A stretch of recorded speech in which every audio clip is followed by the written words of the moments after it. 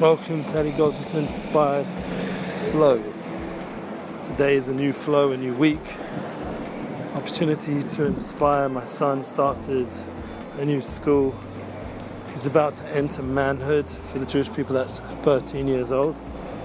And with every new beginning, there's always difficulties. So pray that it goes well in the new school and the new transition.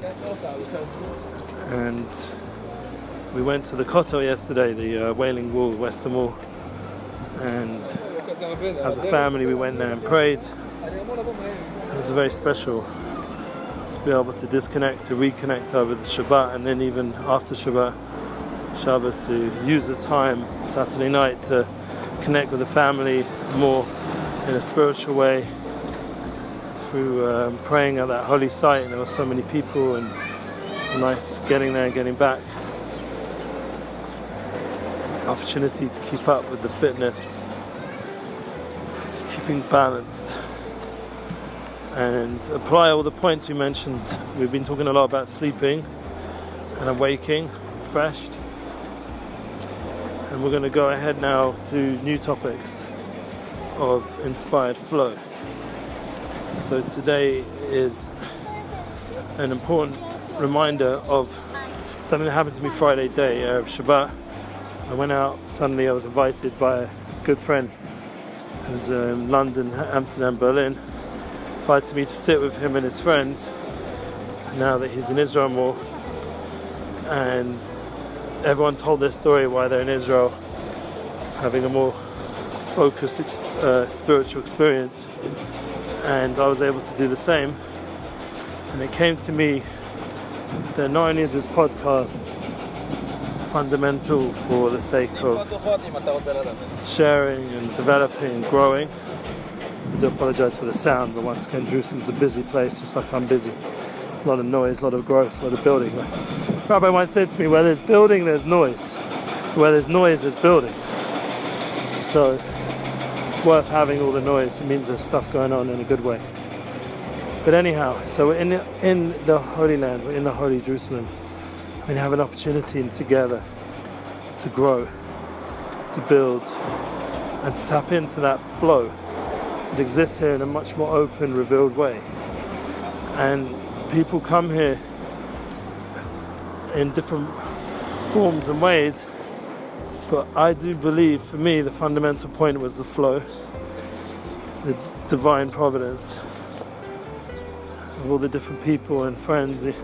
Even the time when I got beaten up in school for being Jewish, or beaten up in the park for being Jewish, it made me realise that there's something different about me, and I have to go discover that. What's my heritage? What does it all mean?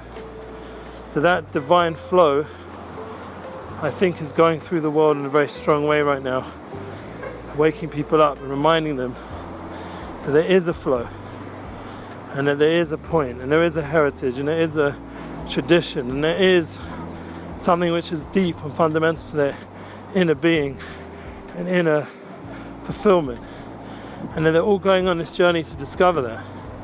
And it makes sense of relationships and how to live your life, how to have a balance between mind, body, soul, emotions, to face your emotions, to have the tools to face your emotions. You know, I recommend again Gedalia Fenster, because he's one of these leaders now in facing emotional challenge and putting it out there. We can also do the same. The power of the 12 steps, the power of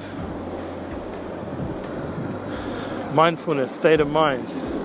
See it surrounding around different speakers now talking about this, and especially in the general world. It's been around for a while. The Jewish world caught up to the importance of this, even though this is originally a Jewish concept, in my opinion. But a lot of Jewish things get lost in all the journey that we go on, have to be rediscovered constantly. And like we've talked about, there's a reawakening, there's a new light in the world. Even though there's nothing new under the sun, but there's a certain presence of flow that's much stronger in everyone's lives if we open ourselves to it. So I want to just thank Hashem publicly for that flow and appreciate everything we're doing together and go ahead in our lives with success. Have a beautiful week, and please share me your flow. Share this flow. It'll make a difference to everyone. Have a more fulfilled life.